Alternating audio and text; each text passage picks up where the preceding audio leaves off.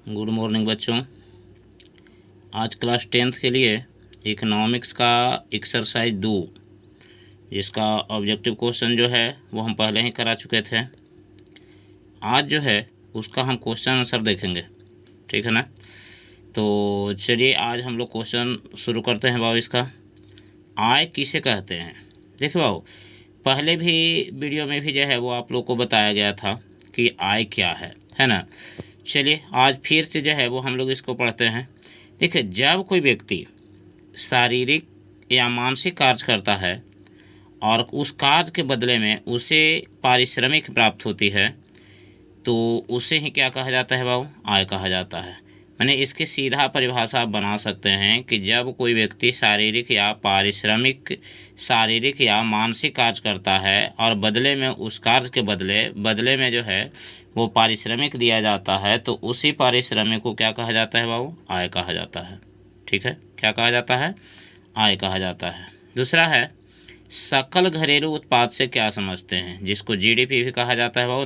Gross क्या है, GDP है ना, ग्रोस डोमेस्टिक प्रोडक्ट, सकल घरेलू उत्पाद। देखो, ये जो है देश के घरेलू क्षेत्र में उत्पादित सभी अंतिम वस्तुओं तथा सेवाओं के जो मौद्रिक मूल्य होता है उसको सकल घरेलू उत्पाद कहा जाता है। अर्थात आप कह सकते हैं कि सकल घरेलू उत्पाद बराबर जीएनपी और माइनस शुद्ध विदेशी साधन आय।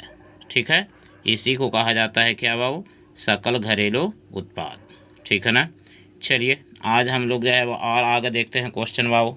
देखिए, ये क्वेश्चन जो है वो एग्जाम की दृष्टि से काफ़ी इम्पोर्टेंट है। प्रति व्यक्ति आय किसे कहा जाता है, इसको याद रखिएगा बाबू। जो क्वेश्चन इम्पोर्टेंट है उसको जो है वो हम इसमें जो है वो बता देंगे और आप लोग जो है उसको सही ढंग से जो है वो उस क्वेश्चन को मार्किंग कर लीजिए। और ऐसे भी जो है आप लोगों के लिए जो है वो जो गेसिंग टाइप का जो क्वेश्चन है, जो मुख्य क्वेश्चन है, उसको जो है वो हम लेकर एक बार फिर आएंगे और क्वेश्चन जो है वो आप लोगों को उपलब्ध करा दिया जाएगा। चूँकि इस सब तो जो है वो वीडियो में जो है ऑब्जेक्टिव क्वेश्चन हो चाहे सब्जेक्टिव क्वेश्चन हो वह जो है वो बताया जा रहा है। तो आपको इम्पोर्टेंट जो क्वेश्चन होगा वो सिर्फ क्वेश्चन जो है वो आपको दिया जाएगा। तो चलिए आगे क्वेश्चन देखते हैं। प्रति व्यक्ति आय है क्या। देखो, जब किसी देश की कुल आय में उस देश की कुल जनसंख्या से भाग देते हैं और जो परिणाम प्राप्त होता है उसी को प्रति व्यक्ति आय के नाम से जाना जाता है।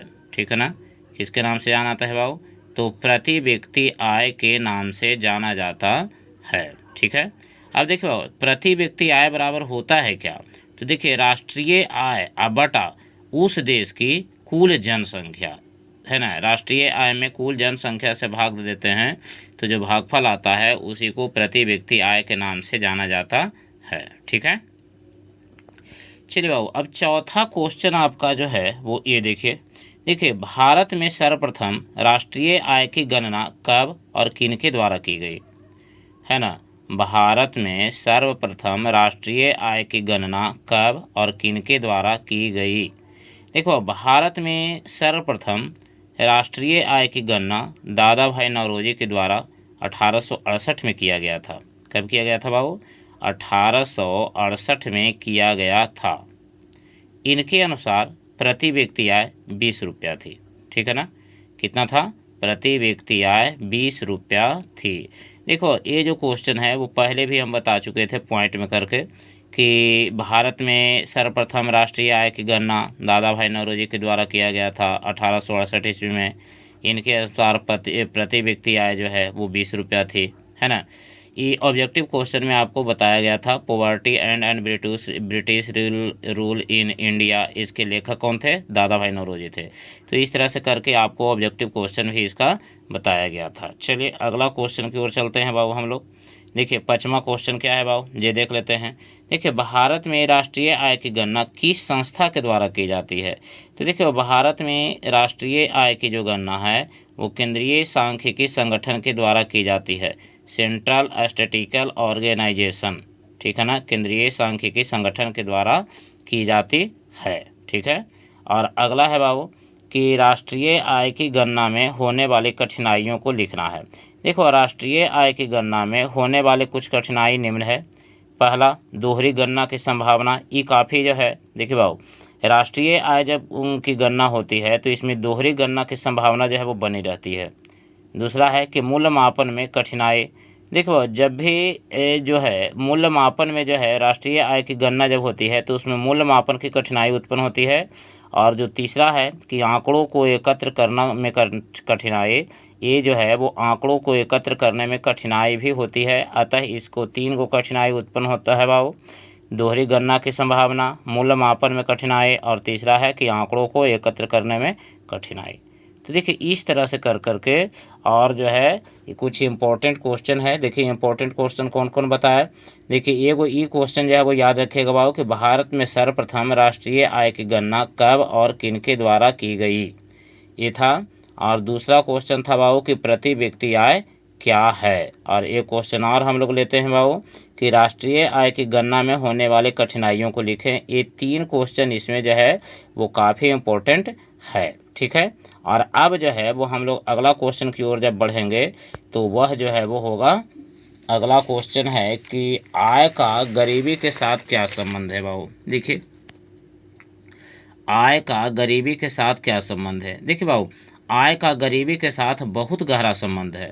आप जानते हैं कि व्यक्ति अपनी आय के द्वारा अपनी आवश्यकताओं के अनुसार वस्तु खरीदता है, लेकिन जब व्यक्ति की आय कम होती है तो व्यक्ति अपनी आवश्यकताओं की जो वस्तु होती है वो खरीद नहीं पाता है। इस तरह गरीब व्यक्ति गरीब होता चला जाता है और अमीर जो है वो अमीर होते चला जाता है। तो आप इस तरह से कह सकते हैं कि गरीब आय का जो है वो गरीबी के साथ क्या है बाबू, बहुत गहरा संबंध है ना। चलिए अगला क्वेश्चन की ओर जो है वो हम लोग चले बाबू।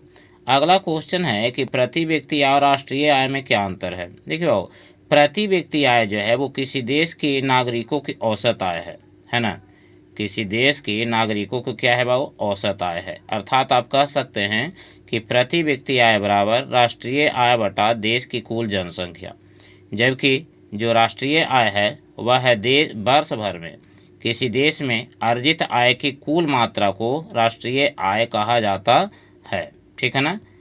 देखिए वर्ष भर में किसी देश में अर्जित आय की जो कुल मात्रा होती है उसी को राष्ट्रीय आय के नाम से जाना जाता है, ठीक है।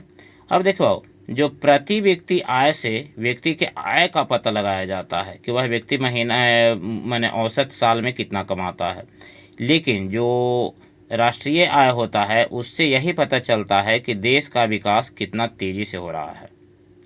चलिए अगला क्वेश्चन की ओर जो है वो हम लोग चले बाबू। गरीबी के दुष्चक्र का क्या कारण है। देखो बाबू, गरीबी जो है गरीबी को जन्म देती है और यह कथन जो है वो प्रसिद्ध अर्थशास्त्री रैगनर नर्क्स ने परिभाषित किया था।